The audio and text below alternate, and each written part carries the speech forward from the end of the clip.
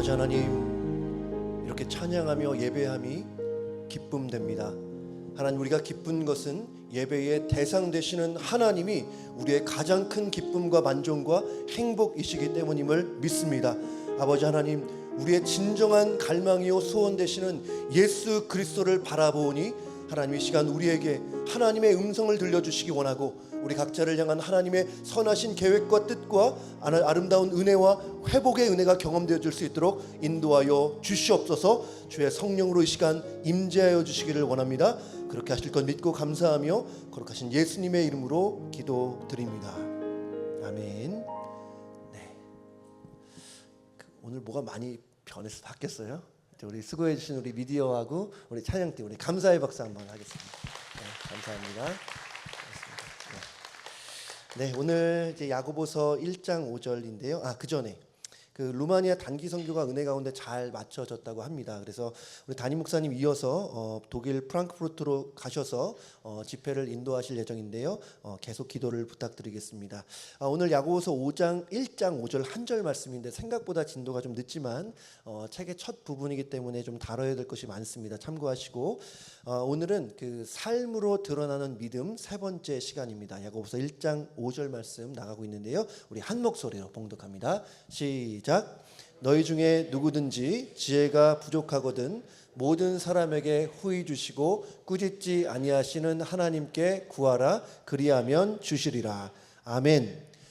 예수님 시대에 예수님의 행정을 바라보던 그 주변 사람들이 한 번은 예수님에게 이런 말씀을 전했어요. 마태복음 13장 54절 55절인데요. 고향으로 돌아가사 그들의 회당에서 가르치시니 그들이 놀라 이르되 주변 사람들이 이 사람의 예수님의 이 지혜와 이런 능력이 어디서 나느냐? 이는 그 목수의 아들이 아느냐? 그 어머니는 마리아, 그 형제들은 야고보, 요셉, 시몬, 유다라 하지 않느냐? 이 형제들의 이름이 나오고 있어요. 야고보, 요셉, 시몬, 유다. 요즘에 야고보서를 보고 있는데요. 이 야고보를 쓰고 있는 이 야고보가 방금 여러분이 읽으신 마태복음 13장 55절에 나오는 사람입니다. 한마디로 야고보는 누구냐 말씀드렸지만 예수님의 혈육 동생이에요. 예수님과 한 지붕 아래서 어린 시절을 함께 보냈던, 하지만 이 야고보를 포함해서 예수님의 모든 동생들은 예수님을 믿지 않았습니다. 예수님이 실제로 어떤 분이신지를 몰랐어요. 이들에게 예수님은 그냥 형이었습니다. 형. 예수님의 말씀이 이해되지 않았고 예수님을 따르거나 돕는 일도 없었어요. 오히려 반대의 목소리를 내곤 했습니다. 그런 형제들 중에서 가장 큰 형이 누구였냐? 야고보였는데 이 야고보가 부활하신 예수님을 만나더니 완전히 새 사람이 되었어요. 그의 생각과 가치관이 완전히 뒤바뀌고 인생의 가치관이 완전히 달라졌습니다. 시간이 어느 정도 지나고 나서 성경에 야고보가 다시 등장을 하는데요. 이때 야고보는 누구냐면 예루살렘 교회의 지도자입니다. 예수님을 만나자 그의 삶의 초점이 예수님을 향하게 됐어요.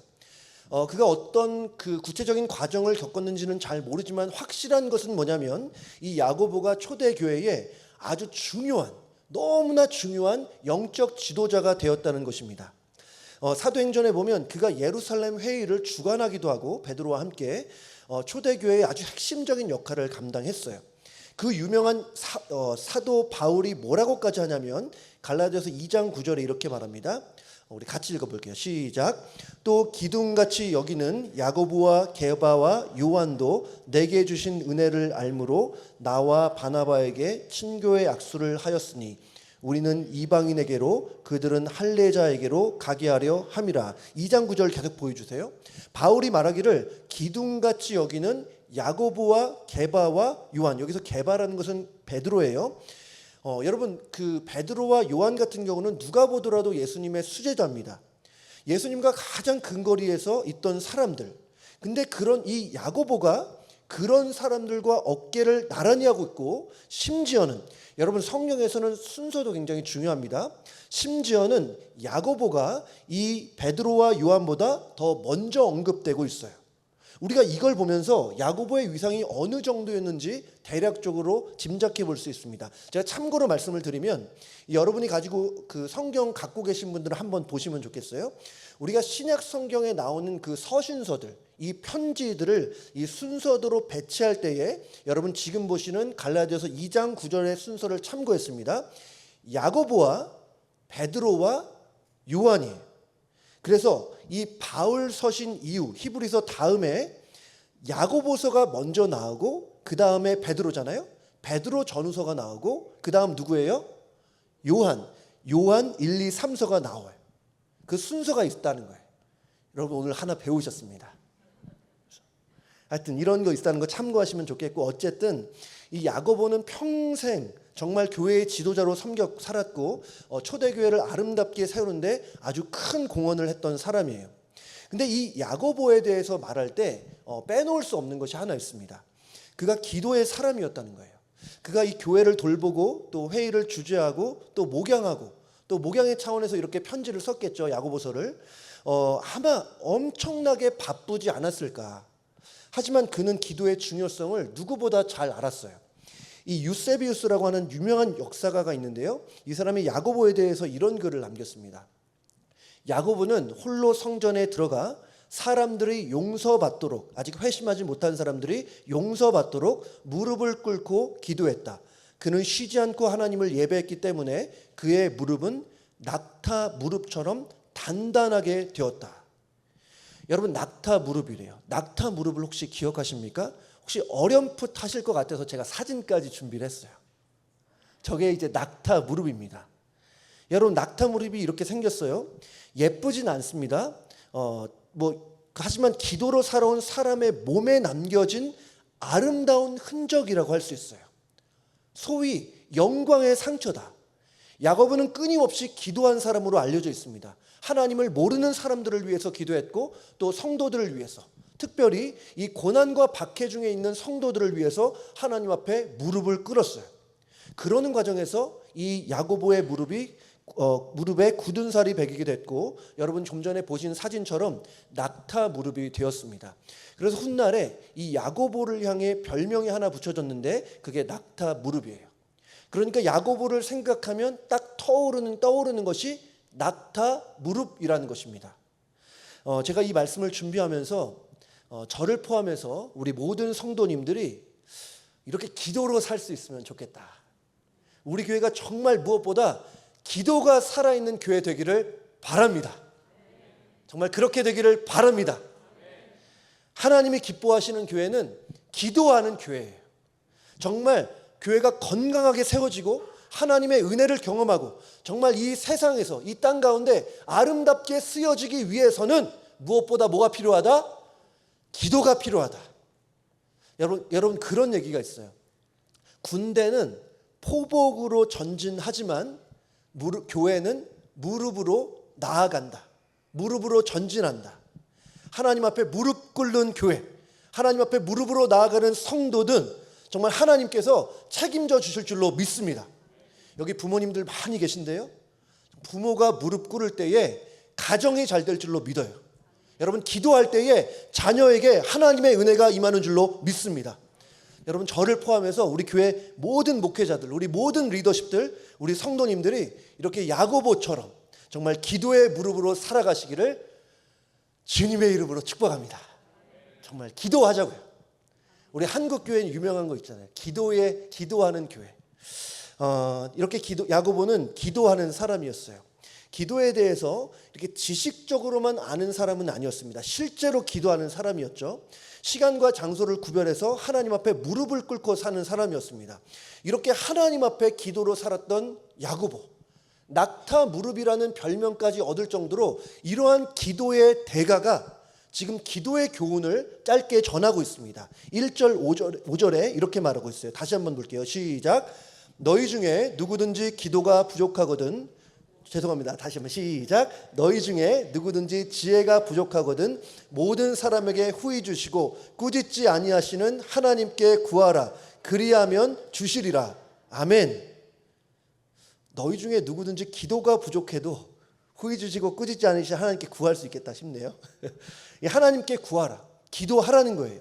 이렇게 기도에 대한 교훈을 말씀하고 있는데 그 전에 우리가 한 가지 짚고 갈 점이 있습니다. 여러분 그것은 기도를 대신할 수 있는 것이 없다는 거예요. 기도를 대신해서 할 수 있는 것은 없다. 여러분, 기도가 쉽지 않습니다. 그렇지만 기도를 중단하고 대신해서 다른 것으로 대체할 수 있는 영적인 행위는 없다는 거예요. 여러분, 우리가 기도에 대한 책을 읽는 게 기도를 대신할 수 없습니다. 기도에 대해서 연구하고, 만약에 신학교에 가서 기도학을 전공해서 박사학위를 따더라도 그것이 기도를 대신할 수는 없다는 것. 심지어 기도에 대한, 잘 들으세요, 기도에 대한 하나님의 말씀을 읽고 묵상하는 것으로도 기도를 대신할 수 없어요. 여러분, 오해하지 마십시오. 기도가 중요하고 말씀이 중요하지 않다는 말씀이 아니에요. 말씀은 너무나 중요해요.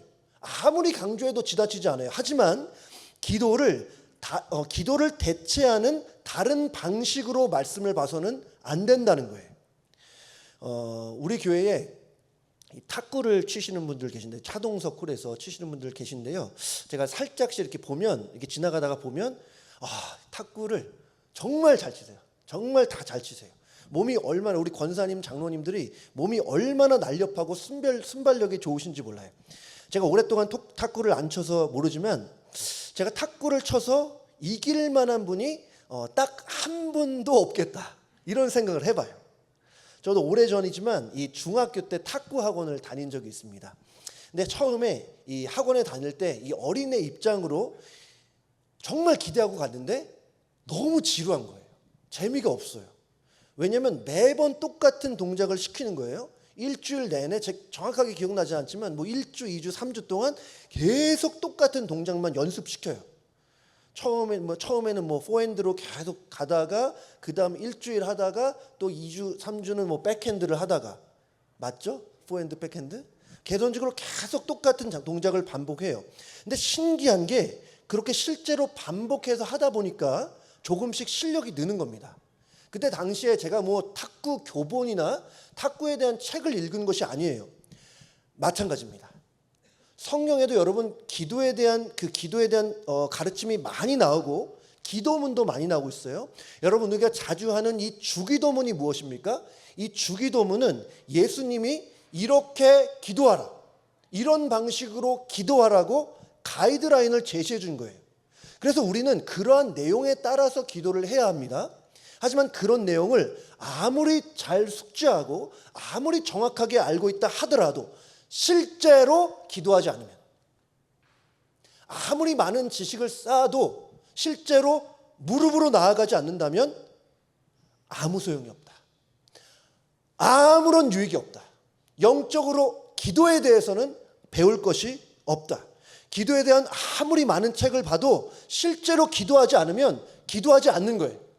기도학을 전공해서 PhD를 받은 교수도 기도하지 않는 교수보다 기도에 대한 것을 많이 모르지만 매일같이 무릎으로 하나님 앞에 나아간 사람이, 문장은 기도학을 전공한 교수가 더 나을 수 있을지 모르지만 하나님이 보실 때는 매일같이 기도로 전심을 향해 나아가는 그런 기도자가 훨씬 더 하나님 입장에서는 아름답게 기도가 들린다, 더 잘한다 말할 수 있어요. 특별히 우리가 언제 기도하게 되냐, 오늘 5절 말씀에 보면요, 너희 중에 누구든지 지혜가 부족하거든. 그러니까 우리가 무엇인가가 우리 안에 부족함을 느낄 때, 나는 할 수 없다, 내 능력으로 안 되고 뭔가 부족함이 있으면 기도의 필요성을 느끼게 됩니다. 이렇게 나의 부족함을 느끼고 인식하고 시작하는 것이 기도라는 거죠. 그러니까 기도의 출발점은 나의 부족함을 철저하게 인식하는 거예요. 모든 것이 풍족하고 아무 근심이 없고 모든 것이 다 풀릴 때에, 그때는 기도하지 않습니다. 물론 항상 그렇진 않지만 심령 깊은 곳으로부터 우러나오는 기도는 무언가가 충족될 때가 아니라 무언가가 모자르고 부족할 때라는 거예요. 다시 말해서 우리의 무능력을 철저히 뼈저리게 느낄 때 진정한 기도가 시작된다는 거예요. 여러분, 그런 차원에서 백석신학대학교의 교수였던 그 류호준 교수님이 한 책에서 이런 말 했습니다. 우리의 기도가 천상의 노래가 되어라는 책인데요, 제가 잠시 인용을 해보겠습니다. 채워야 할 공간이 없고 절박한 필요도 없으면 기도는 시작되지 않습니다. 그렇다면 우리는 언제 기도합니까? 여러 가지 예를 들어요. 병실에 누워 있을 때, 사업의 부도로 인하여 도피 중일 때, 더 이상 이 세상에 있어야 할 필요를 느끼지 못할 때, 무엇인가 간절하게 바랄 때, 죄의 중압감에 시달려 양심의 번민으로 고통할 때, 속을 썩이던 자녀가 가출하여 며칠째 연락이 없을 때 아닙니까? 그렇습니다. 기도는 괴로움의 땅에서 하는 것이지 평안의 하늘에서 하는 것이 아닙니다. 기도는 이 세상에서 하는 것이지 저 세상, 저 천국에서 하는 것이 아닙니다.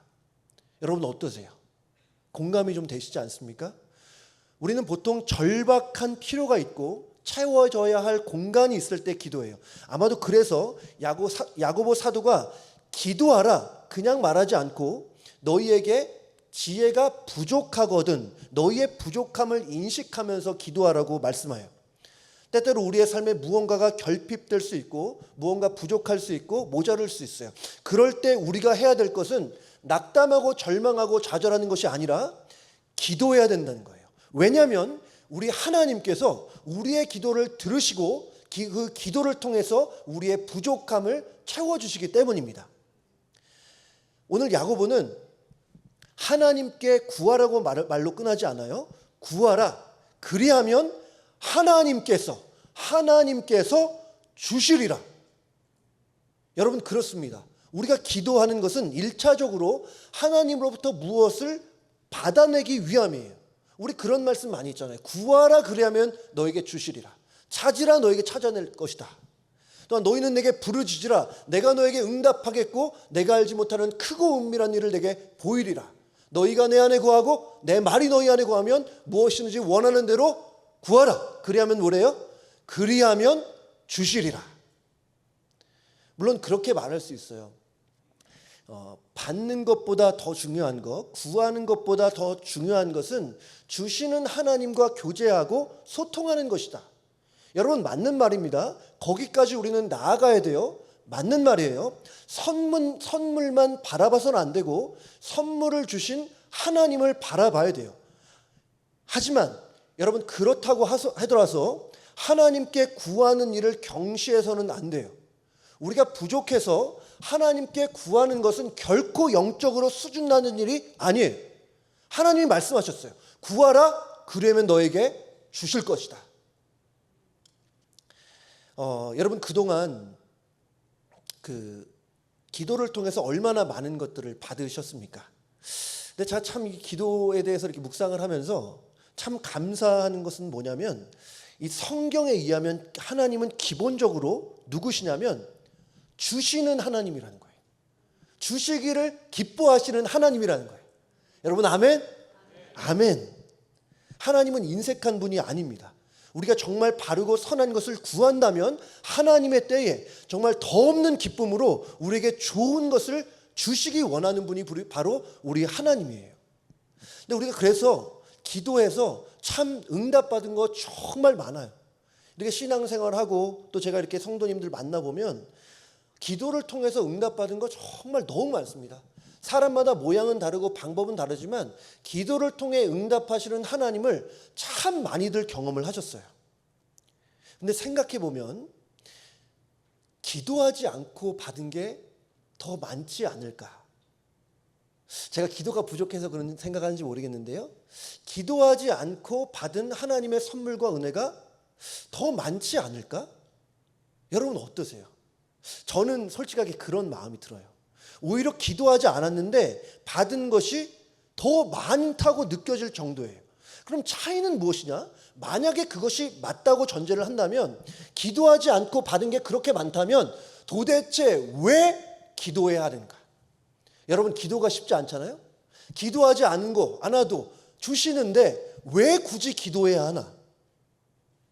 여러분 이스라엘 백성들이 출애굽을 했던 일을 기억하실 겁니다. 하나님께서 모세를 부르셔서 애굽에 10가지의 재앙을 내리시고 나중에 어떻게 되죠? 홍해를 가르시고 또 반석에서 물도 내시고 매일같이 이 백성들에게 만나를 먹이세요. 여러분 보세요. 백성들이 기도해서 홍해가 갈라졌습니까? 예 아니면 아니요?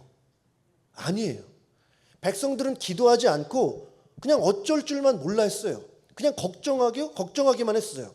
여러분, 그렇다면 백성들의 기도에서 반석에 물이 났습니까?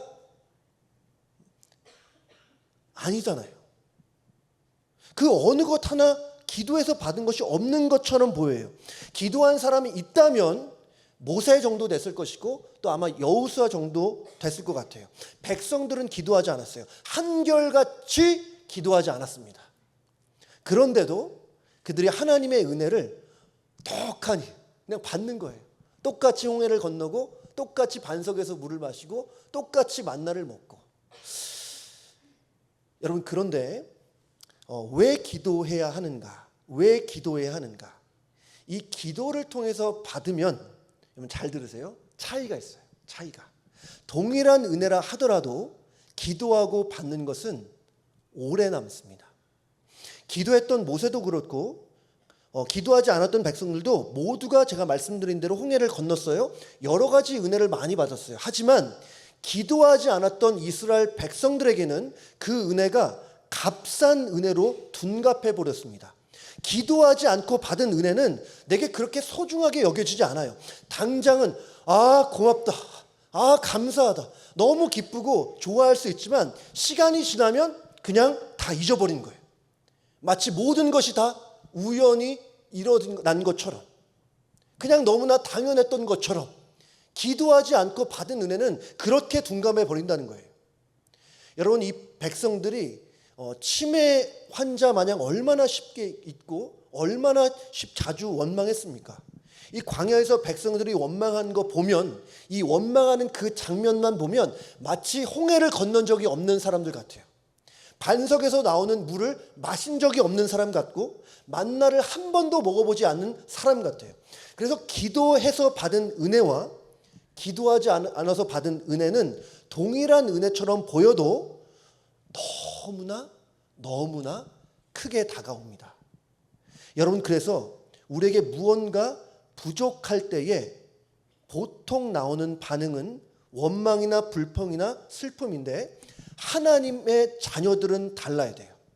우리에게 무언가가 부족하다면 여러분 그때 딱 느끼셔야 돼요. 지금 기도할 때로구나. 내게 능력이 없어요. 할 수 있는 게 없는 것 같아요. 이러한 상황에서 내가 벗어날 수 있는 어떤 지혜도 없어요. 기도할 때로구나. 무슨 삶에 문제가 있어요. 자녀들에게 문제가 있어요. 기도할 때구나. 여러분, 그래서 여러분의 부족함을 기도로 승화시키시기를 바랍니다. 여러분, 그럴 때에 하나님이 채우시고 하나님이 만족해 하시는 은혜를 여러분의 마음속에, 여러분의 삶에 충만하게 부으실 줄로 믿습니다. 여러분의 하나님의 자녀들에게 부족함이 있다면 그것은 좌절하거나 낭망해야 할, 실망해야 할 이유가 아니에요. 부족함이 있을 때 우리는 기도해야 될 줄로 믿습니다. 오늘 야고보는 특별히 이 지혜가 부족한 상태를 말하고 있어요. 여기서 말하는 지혜는 어떤 지혜일까? 사실 지혜에 대해서 여러 가지 정말 측면이, 여러 가지 너무나 많은 측면이 있기 때문에 정의하기도 참 쉽지 않은 측면이 있습니다. 이 성경에서도 이 지혜를 여러 가지 의미로 사용하기 때문에 지혜는 이것이다, 저것이다 한마디로 정의하는 것이 쉽지 않아요. 다만 지혜하면 떠오르는 사람이 있습니다. 누굴까요? 네, 맞아요. 솔로몬이에요. 하나님께서 한 번은 꿈을 통해서 이 솔로몬을 만나주세요. 그리고 물으시죠. 내가 너에게 무엇을 주랴? 나에게 구하라. 마치 하나님이 이 백지수표를 주신 것처럼 느껴집니다. 여러분, 여러분 한번 생각해 보세요. 여러분, 만약에 이렇게 하나님께서 여러분에게 백지수표를 딱 주신다면, 대답 안 하셔도 돼요. 마음으로 대답해 보세요. 딱 한 가지, 여러분 무엇을 말하시겠습니까? 그냥 쉽게 지혜예요 이렇게 말씀하지 마시고, 정말 하나가 있다면, 혹시 마음속에 로또가 있으시면 안 되고 다른 어떤 것이 있으십니까? 한번 생각을 한번 해보세요. 솔로몬, 우리가 잘 알고 있지만 솔로몬은 여기서 돈이나 명예라고 말하지 않아요. 이렇게 말합니다. 역대하 1장 9절 10절인데요. 제가 읽어볼게요. 여호와 하나님이여, 원하건대 주는 내 아버지 다윗에게 허락하신 것을 이제 굳게 하옵소서. 주께서 나를 땅에 티끌같이 많은 백성의 왕으로 삼으셨사오니 주는 이제 내게 지혜와 지식을 주사 이 백성 앞에서 출입하게 하옵소서. 이렇게 많은 주의 백성을 누가 능히 재판하리까? 잘 보세요. 10절에 주는 이제 내게 지혜와 지식을 주사. 무엇을 위해서요? 이렇게 많은 백성을 누가 능히 재판하리까? 솔로몬의 이 말이 하나님의 마음을 흡족시켰습니다. 그래서 하나님께서 솔로몬의 기도대로 지혜를 주셨는데, 그래서 우리가 잘 아는 대로 이 솔로몬이 지혜의 대명사가 된 거예요. 근데 이 솔로몬이 받은 지혜는 어떠한 성격인가? 제가 굳이 이름을 붙여보자면 사법적인 지혜라고 할 수 있어요. 조금 어렵나? 사법적인 지혜. 여러분, 솔로몬이 그랬죠. 이렇게 많은 주의 백성을 누가 능히 재판하리까? 어떻게 하면 이 나라를 공의롭고 정의롭게 잘 다스릴 수 있는가에 대한 지혜라고 할 수 있어요. 그래서 이 지혜를 제가 이름을 붙였는데 사법적인 지혜나 아니면 왕으로서의 지혜라고 우리가 볼 수 있습니다. 근데 오늘 지혜는 조금 성격이 달라요. 지난번 설교 때 말씀드렸지만 이 야고보서는 이 야고보 사도가 쓴 편지인데 누구한테 보냈다고 했죠? 흩어져 있는 12지파라고 말씀드렸어요. 그러니까 이들은 이민자예요. 우리처럼 자발적으로 결정해서 이민을 온 사람들이 아니라 상황 때문에 어쩔 수 없이 그냥 반강제적으로 이민을 가야 됐던 사람들이에요. 그래서 이들의 대부분의 그 상황은 고난과 시험이었습니다. 이들의 삶의 자리는 고난의 자리였고 시험의 현장이었어요. 그러니까 그러한 컨텍스트를 여러분 염두에 둔다면 오늘 말하는 이 지혜는 한마디로 시험을 이기는 지혜라고 할 수 있어요. 시험을 이기는 지혜. 평안하고 행복할 때 필요한 지혜가 아니라 시험과 고난이 있을 때, 마음에 쓰라림이 있고 정말 어찌할 수 없는 고민이 있을 때 필요한 지혜라는 거예요. 이 야고보는 시험과 고난 중에 있을 때 지혜를 구하라고 말씀합니다. 이 지혜는 뭔가 제가 이렇게 설명할 수 있을 것 같아요. 만약에 이 지혜가 없다면 시험 당할 때 그냥 괴롭고 고통스럽고 그냥 힘들어요. 그냥 빨리 벗어나고 싶은 마음이에요. 세상 사람들이 그렇잖아요. 요즘 그런 말이 많이 있다고 하는 좀 된 것 같아요. 혹시 이생망이라고 들어보셨습니까? 이생망 혹시 아시는 분? 또 신보람 형제님이 또 이생망이라는 단어가 있는데요. 뭐의 약자냐면 이생망 이번 생은 망했다. 여러분 웃으시지만 이게 굉장히 슬픈 게 이 이생망을 외치는 사람들이 젊은이라는 거예요. 젊은 사람들이 이번 생은 망했다. 아주 자존 섞인 말로 절망감을 가지고 그렇게 말을 해요.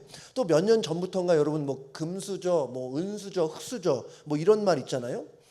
그러니까 흙수저로 태어나서 이렇게 고생하고 있고 그래서 이번 생은 망했다. 이렇게 푸념하고 원망하면서 절망하기도 해요. 여러분 때로는 남에게 손가락질하면서 나의 이런 형편을 만든 남을 그러니까 남 탓하고 세상 탓하고 그렇게 하는 경우가 있어요. 여러분 이것은 오늘 말씀에 의하면 지혜가 없기 때문입니다. 하나님께서 주시는 지혜가 없기 때문이에요. 하나님께서 주시는 지혜는 고난과 시련을 보는 눈을 달라지게 해요. 잘 들으세요. 고난과 시련을 바꾸는 것이 아니라 당장 바꾸는 것이 아니라 그 고난과 시련을 보는 눈을 달라지게 해요. 지난주에 말씀을 드렸죠. 보통이라면 여러 가지 시험을 당하거든 원망한다. 여러 가지 시험을 당하거든 힘들어한다. 말하는 게 자연스러운데 조금 더 긍정적으로 말하면 여러 가지 시험을 당하거든 버텨내라. 이겨내라. 오래도록 참아라. 이렇게 말할 수 있지만 야고보는 그 수준을 뛰어넘는다 그랬어요. 여러 가지 시험을 당하거든 온전히 뭐라 그랬어요? 기쁘게 여기라.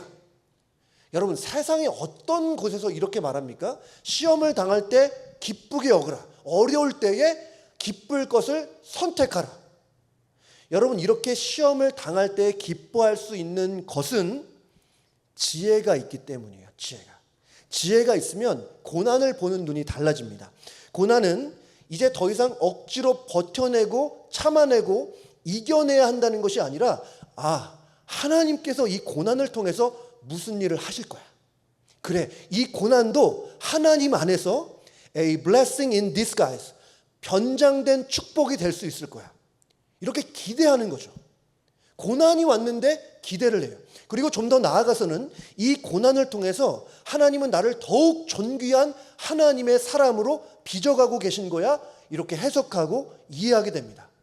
여러분, 이것이 오늘 말하는 지혜라는 거예요. 저는 욥에게서 이런 지혜가 있었다고 생각을 해요. 이 욥기가 지혜서잖아요. 지혜서. 처절한 고통 중에서 욥이 이런 말을 한 적이 있습니다. 욥기 23장 10절이에요. 여러분 많이 아시는 말씀인데요. 제가 한번 읽어볼게요. 내가 가는 길을 그가 아시나니 그가 나를 단련하신 후에는 내가 순금같이 되어 나오리라. 다시 한번 읽어보겠습니다. 내가 가는 길을 그가 아시나니 그가 나를 단련하신 후에는 내가 순금같이 나오리라. 나의 고난을 하나님의 관점으로 보는 것이 지혜입니다. 오늘 말씀은 이 지혜를 구하라는 거예요.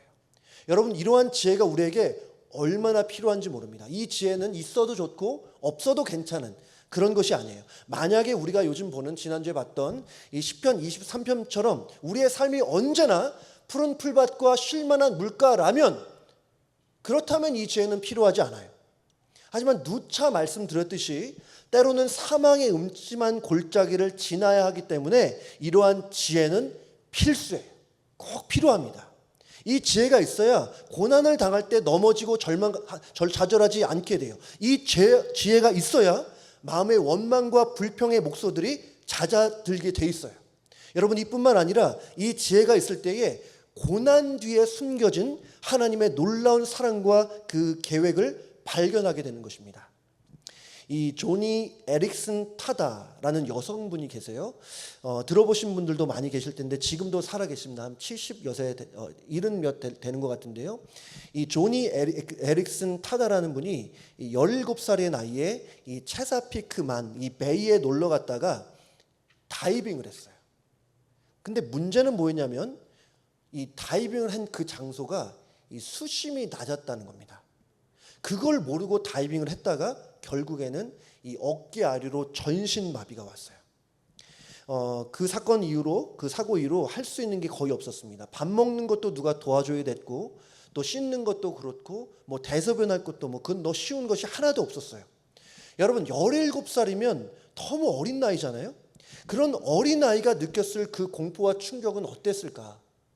우리가 잘 다 알 수는 없지만 어느 정도 짐작해 볼 수는 있을 것 같아요. 그래서 그런지 이 사람이 여러 번의 자살 시도도 있었습니다.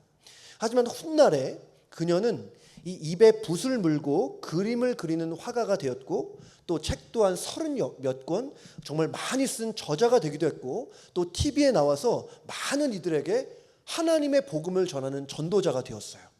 이분 자체가 많은 사람들에게 위로가 되었습니다. 이 조니 에릭슨 타다가 쓴 이 하나님의 눈물이라는 책에서 자신의 시련과 고난을 이렇게 말하고 있어요. 나의 시련은 주님의 형상을 조각하기 위한 망치질이다. 나의 시련은 주님의 형상을 조각하기 위한 망치질이다. 물론 쉽진 않았겠지만 자신의 고난과 시련을 정말 주님을 더욱 닮아가기 위한, 주님 닮은 존귀한 하나님의 사람으로 만들기 위한 하나님의 계획으로 받아들였다는 거죠. 여러분, 이것이 지혜인 줄로 믿습니다. 고난을 해석하는 능력. 오늘 말씀에 따르면 이 지혜를 받기 위해서는 우리가 해야 할 일은 하나예요. 딱 하나. 구하라. 기도하는 것입니다. 마지막으로 이거 하나만 더 보고 싶은데요. 야고보는 하나님께 구하라고 말씀하면서 하나님이 어떠한 분이신지를 설명하고 있어요. 하나님이 어떠한 분이냐면 두 가지. 모든 사람에게 후히 주시고, 두 번째, 꾸짖지 않으시는 하나님이시다. 간단하게 두 가지인데, 먼저는 이 제너러스하게 후하게 주시는 분이래요. 하나님은 우리가 알고 구하는 그것만 주시고 이제 끝! 이렇게 말씀하시는 분이 아니라 넉넉하게, 우리가 생각하고 우리가 간구하고 기도한 것 이상으로 더욱 넘치게 부어주시는 분이라는 거예요. 제가 좀 전에 솔로몬 이야기를 했었는데요. 이 솔로몬이 지혜를 달라고 했을 때 하나님이 지혜만 주시지 않았어요. 좀 전에 봤던 역대하 1장 11절과 12절 보겠습니다. 11절 보여주세요. 11절. 하나님이 솔로몬에게 이르시되 이런 마음이 너에게 있어서 부나 재물이나 영광이나 원수의 생명 멸하기를 구하지 아니하며 장수도 구하지 아니하고 오직 내가 내게 다스리게 한 내 백성을 재판하기 위하여 지혜와 지식을 구하였으니 그러므로 내가 너에게 지혜와 지식을 주고 뿐만 아니라 부와 재물과 영광도 주리니 내 전의 왕들도 이런 일이 없었거니와 내 후에도 이런 일이 없으리라 하시니라. 솔로몬이 구한 것은 지혜와 지식뿐인데 후하신 하나님께서 지혜와 지식뿐만 아니라 못 가주셨대요. 덤으로 부와 재물과 영광까지 주셨다는 거예요. 전 그런 생각이 들어요. 이걸 묵상하면서 요즘에도 그렇지만 옛날에는 더 그랬던 것 같아요. 이 명절에 이렇게 시골에 가서 부모님을 만나요. 당연히 부모님한테 갈 때 선물 하나를 사가지만 돌아올 때 어떻습니까? 양손에 막 바리바리 막 선물이 엄청 많잖아요. 여러분, 이것이 부모의 마음이에요. 그리고 우리의 아버지 되시는 하나님도 마찬가지입니다. 하나님은 좋은 것을 주시되 후히 주시기를 원하시는, 여러분을 참으로 사랑하시는 아버지이신 줄로 믿습니다. 여러분, 기도한 것 이상으로 하나님께서 놀랍게 채워주실 줄로 믿습니다. 그리고 또한 한 가지는 하나님은 후히 주실 뿐만 아니라 꾸짖지 아니하시는 하나님이라고 해요. 여러분 어떠신지 모르겠는데 저는 이걸 묵상하면서 왜 이러한 표현, 이 꾸짖지 아니하시는, 좀 의외적인 표현이다라는 생각을 해봤어요. 오히려 이렇게 말하면 더 자연스러울 것 같아요. 후히 주시고 기뻐하시는 하나님, 후히 주시고 더 주시기를 원하시는 하나님. 그러면 좀 더 은혜가 될 것 같은 그런 생각이 있는데, 가만히 묵상을 해보니까 이유를 알 것 같아요. 우리는 하나님께 이것저것 달라고 많이들 기도하고 있습니다. 이것을 계속해서 반복하다 보면 때로는 나도 모르게 이거 계속 구해도 되나? 이런 마음이 들 때가 있어요. 또한 여러분, 우리가 신앙생활 하면서 탈선할 때가 있고 정말 그러지 않으면 좋겠지만 정말 범죄할 때가 있어요. 너무나 부끄러울 때가 있어요. 그럴 때 염치 없이 구했다가는 꾸중 듣는 거 아닌가? 이런 생각이 들 수 있습니다. 저는 이런 생각에 대한 배려로서 하나님이 꾸짖지 아니하시는 하나님이라고 표현하지 않았을까? 정확히는 모릅니다. 이유야 어쨌든 여러분, 분명한 것은 우리가 지혜를 구할 때 우리가 구하는 마음 그 이상으로 우리에게 더욱더 채워주시기를 원하는 분이 우리 하나님이시라는 것. 그 하나님께 우리가 해야 될 것, 다시 한번 말씀드리지만 구하는 것, 기도하는 것입니다. 여러분, 지혜를 구하시기 바랍니다. 여러분, 지혜는 하나님의 관점으로 고난을 보는 눈이에요. 이렇게 지혜를 발휘할 때에 우리는 어떠한 어려움을 그 무엇이든지 그 어려움을 이겨낼 수 있는 줄로 믿습니다. 이 지혜를 통해 하나님이 원하시는 아름다운 하나님의 사람으로도 세워갈 수 있는 줄로 믿습니다. 우리 귀한 성도님들이 이 기도를 통해 이러한 지혜를 받아서 고난과 시험 앞에 승리하고 하나님 앞에 정말 온전한 사람으로 아름답게 세워지시기를 주님의 이름으로 축복합니다. 아멘. 우리 좀 전에 제가 언급했지만 고난의 대명사함은 욥이라고 말씀드렸잖아요. 욥이 이런 말했습니다. 나의 가는 길을 오직 그가 아시나니 그가 나를 단련하신 후에는 내가 정금같이 나오리라. 이것이 오늘 말하는 시험을 이기는 지혜예요. 우리 같이 한번 주가 보이신 생명의 길 우리 함께 찬양하면 좋겠습니다.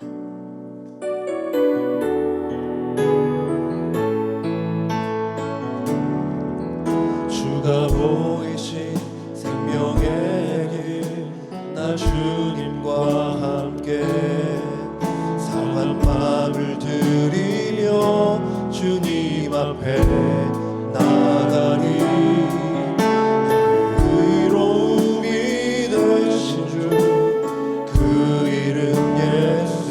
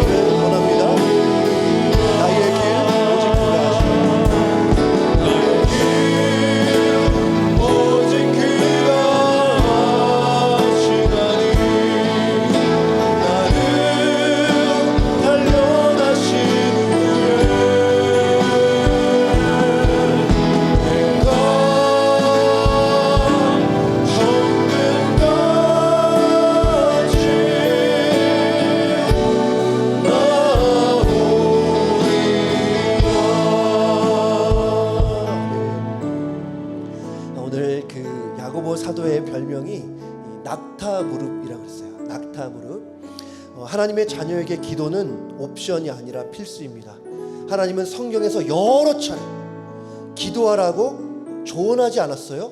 명령하셨습니다. 여러분, 우리가 기도할 때 하나님이 일하시는 줄로 믿습니다. 군대는 포복으로 전진하지만 하나님의 교회는 기도로 전진하는 줄로 믿습니다. 내 안에, 정말 우리 안에 기도가 살아있어서 정말 이 기도를 통해 일하시는 하나님의 역사와 은혜를 정말 생생히 경험하는 우리 교회, 우리 성도들 되게 해달라고 이 시간 함께 기도하면 좋겠습니다. 기도하겠습니다. 거룩하신 아버지 하나님, 감사합니다. 아버지 하나님, 정말 우리가 무엇보다 기도의 힘쓰기를 원합니다. 하나님, 야고보 사도가 정말 무릎이 정말 굳은 살이 배겨서 낙타 무릎이 하나님 될 정도로 그렇게 하나님 앞에 끊임없이 쉬지 않고 기도했던 것을 기억합니다. 아버지 하나님, 우리도 정말 그 야고보의 그 기도를 본받아 하나님 새벽 5일로 밀면서 기도하셨던 주님, 때로는 자정을 넘겨 정말 밤새도록 기도하셨던 그 주님의 기도의 모습을 닮아서 하나님, 우리도 기도에 힘쓰기를 원합니다. 쉬지 말고 기도하라 말씀하셨는데 하나님, 정말 기도에 힘써서 기도를 통해 일하시는 하나님을 경험하는 우리 귀한 성도들 될 수 있도록 하나님, 정말 우리 에브리데이 교회가 다른 많은 계획과 생각이 있지만 하나님, 우리 하나님의 교회가, 우리 에브리데이 교회가 기도로 전진하고 기도로 비상하는 교회 될 수 있도록 아버지 하나님 은혜를 베풀어 주시기를 원합니다. 하나님, 우리 안에 정말 기도, 우리 안에 정말 하나님 우리 교회 안에 기도가 살아있게 하여 주셨소서. 하나님, 기도가 형식 들으지만 들으시 않게 하여 주셨소서. 껍데기만 남는 그런 기도, 주만 구원하는 기도, 정말 하나님 하늘에 상달되지 않는 그런 기도, 마음을 담지 않고 중심을 담지 않은 영혼 없는 그런 기도들이지 않게 하여 주시기를 원하고, 하나님 무엇보다 하나님 기도로 전진하게 하여 주셨소서. 기도로 하나님 기도로 일어나게 하여 주셨소서. 하나님 기도로 회복되게 하여 주셨소서. 하나님 기도로 일하시는 하나님을 보게 하여 주셨소서. 하나님 정말 기도하며 살게 하여 주셨소서. 하나님, 우리 모두가 하나님 기도의 많은 장면들이 있습니까? 하나님 아버지, 기도의 시간과 기도의 장소를 구별하여 하나님 앞에 정말 기도하며 하나님 우리랑 주신 하나님 앞에 기도하기를 하나님 우리 될 수 있기를 원합니다. 하나님, 물방에 들어가서 정말 기도에 힘쓰게 하여 주옵소서. 누가 알지 못하고 누가 알아주지 못하고 누가 인정하지 못하지만 하나님이 보시는 앞에 하나님이 보시오니 하나님이 시설이 있는 그 물방에 들어가 하나님 앞에 열과 성을 다해서 우리의 마음의 중심을 하나님 앞에 올려드리는 눈이 될 수 있도록 하나님 인도하여 주시기를 원합니다. 하나님, 우리의 교회, 하나님 우리의 교회, 하나님 정말 무엇보다 기도하는 교회 되게 하여 주옵소서. 하나님 기도의 열정을 품는 교회 되게 하여 주옵소서. 하나님 기도로 영적으로 비전하는 교회 될 수 있도록 하나님 인도하여 주시기를 원합니다. 너희가 내 안에 구하고 내 말이 너희 안에 구하면 무엇이든지 원하는 대로 구하라 말씀하셨습니다. 하나님, 무엇이든지 원하는 대로 구하라 말씀하셨습니다.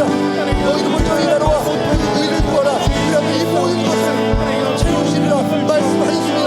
아버지 하나님, 우리로 정말 기도하며 주님 앞으로 나아갈 수 있도록 아버지 하나님 인도하여 주옵소서.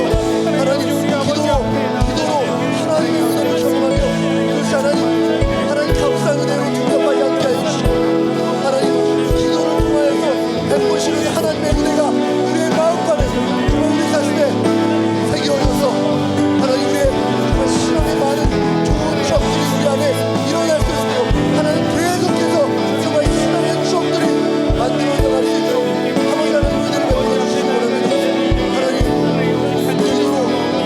하나님 기도로 승부를 거는 우리 교회 될수 있도록 아버지 하나님 인도하여 주시기를 원합니다. 하나님 기도로 승부를 거는 우리 교회 되기를 원합니다. 기도로 승리하는 기도로 함께하고 기도로 일하시는 하나님을 아버지 하나님 앞에 나아가며 하나님 아버지께 부르짖는 하나님 아버지 우리 모두가 될 수 있도록 여러분, 오늘 지혜를 시험을 이기는 지혜라고 정의를 했는데요. 누구에게나 시험이 있고 고난이 있다는 면에서 여러분, 이것은 정말 필요한 지혜입니다.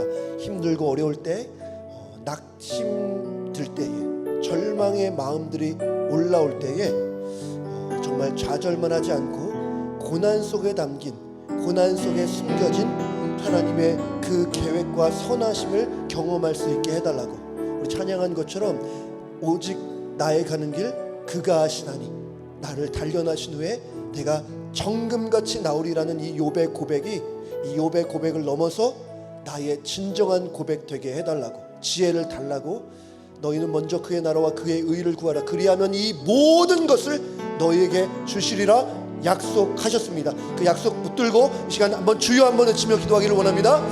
주여,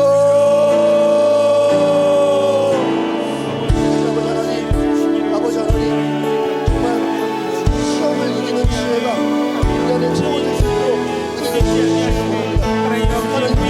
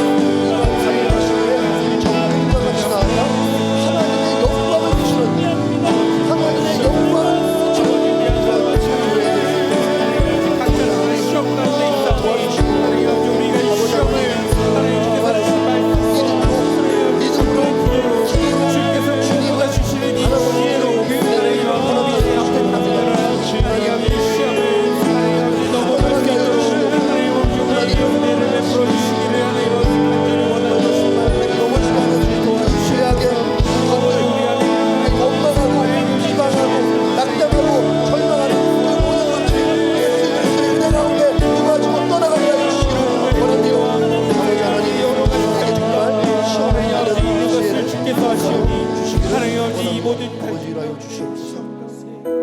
여러분 다음 주 금요일, 토요일 주일 이렇게 사흘 동안 부흥회 있습니다. 정말 하나님의 은혜와 회복을 경험하게 해달라고. 예배의 가장 궁극적인 목적은 하나님의 영광입니다. 그래서 이 부흥회를 통해 우리 강단 섬기시는 유리 요정 목사님을 통해 하나님의 음성을 듣고 정말 하나님의 영광을 맛보아 심령의 회복과 삶의 변화가 있는 시간 되게 해달라고 기도해 주시면 좋겠고요. 또 오늘 루마니아 단기 선교팀 은혜 가운데 사역 잘 마쳤다고 합니다. 담임 목사님 프랑크푸르트로 가셔서 집회 인도하시는데 그 여정 가운데 함께 해달라고, 그 집회 가운데 정말 하늘로부터 부어지는 충만한 은혜로 정말 많은 성도들이 정말 은혜를 체험할 수 있게 해달라고 시간 다시 한번 기도하면 좋겠습니다. 기도하겠습니다. 아버지 하나님, 아버지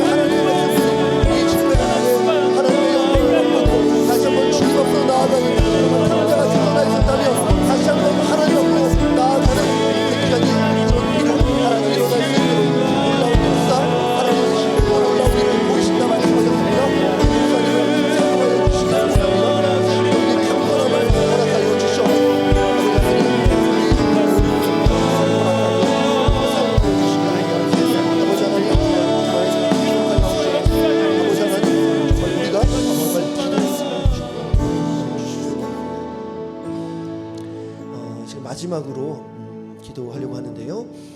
담임 목사님 또 우리 부교육자들 또 우리 교회의 우리 장로님 포함해서 교회 리더십들 우리 교구장님들 구역장님들 사역장님들을 위해서 교회 리더십 위해서 기도해 주시면 좋겠고요. 또 여러분의 각자의 기도 제목 갖고 이 시간 한 4, 5분 정도 함께 기도하면 좋겠습니다. 기도하겠습니다. 하나님 아버지 우리 교회가 정말 은혜 가운데 약속을 세워질 수 있기를 원합니다.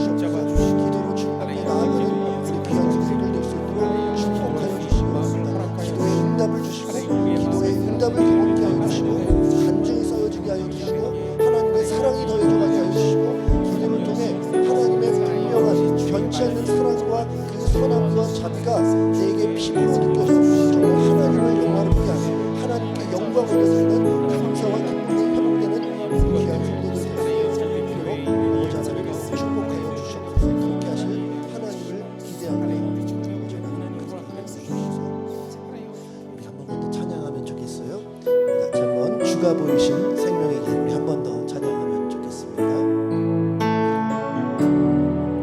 주가 보이신 생명의 길 나 주님과 함께 상한 맘을 들이며 주님 앞에 나가리 나의 위로움이 되신 주 그 이름 예수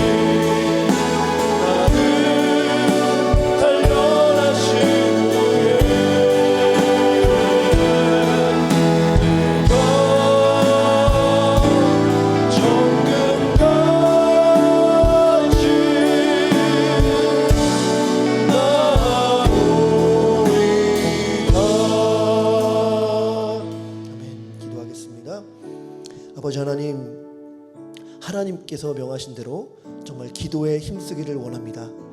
낙타 무릎이라는 영광스러운 별명을 가진 야고보처럼 하나님, 우리 부족한 건 맞지만 정말 항상 기도에 힘쓰는 저희 되게 하여 주시옵소서. 하나님, 무엇보다 시험을 이길 만한 지혜를 구합니다. 때때로 만나는 어려움과 인생의 장벽, 장애물 앞에 하나님, 그 고난을 하나님의 시선으로 잘 해석하고 그 고난 속에 담긴 하나님의 선하신 뜻을 기대하며 믿음으로 잘 반응할 수 있도록 아버지, 우리에게 은혜를 베풀어 주시옵소서.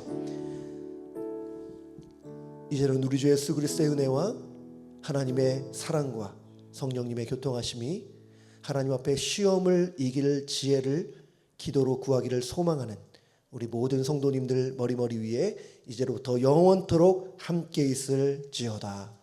아멘.